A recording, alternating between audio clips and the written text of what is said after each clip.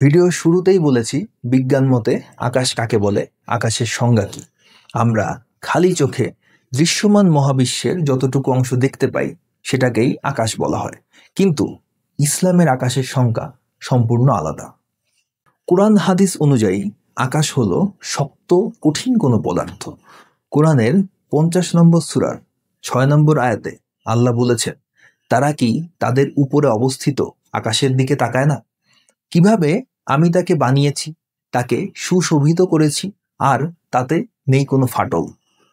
কোনো তরল পদার্থে ফাটল থাকতে পারে না, কোনো বায়বীয় পদার্থে ফাটল থাকতে পারে না, কোনো শূন্য স্থানে কখনো ফাটল থাকতে পারে না। উদাহরণ হিসেবে এক গ্লাস পানির কথাই ধরা যাক। কেউ বলবে না পানিতে কোনো ফাটল নেই, কারণ পানি একটি তরল পদার্থ। এতে ফাটল থাকা বা না থাকার বিষয়টা একদমই অপ্রাসঙ্গিক। কিন্তু কেউ বলতেই পারে গ্লাসটিতে কোনো ফাটল নেই, কারণ গ্লাসটি একটি শক্ত কঠিন পদার্থ, যেটাতে ফাটল থাকাটা খুবই স্বাভাবিক একটি ঘটনা। কোরআন হাদিসে আকাশকে অনেক সময় কবচ, ছাদ, প্রাচীর, স্তর ইত্যাদি বলা হয়েছে, যা শক্ত জিনিসকে বোঝায়।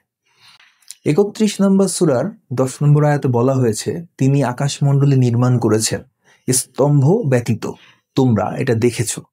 22 নম্বর সূরার 65 নম্বর আয়াতে বলা হয়েছে, তিনি আকাশকে আটকে রেখেছেন যেন সেটা জমিনের উপর পড়ে না যায়। 67 নম্বর সূরার 3 নম্বর আয়াতে বলা হয়েছে, তিনি 7 আসমান স্তরে স্তরে সৃষ্টি করেছেন। এইসব ধারণা একটি পুরাতন পৃথিবী কেন্দ্রিক দৃষ্টিভঙ্গির প্রতিফলন, যেখানে আকাশকে মনে করা হতো সিলিংয়ের মতো কিছু, যা আমাদের মাথার উপর ছড়িয়ে আছে, হয়তো শক্ত কোনো বস্তু, যাতে ফাটল ধরা বা পড়ে যাওয়ার আশঙ্কা থাকে। কিন্তু এখন আমরা জানি আকাশ কোনো স্তর নয়, কোনো ছাদ নয়, কোনো শক্ত কঠিন পদার্থও নয়।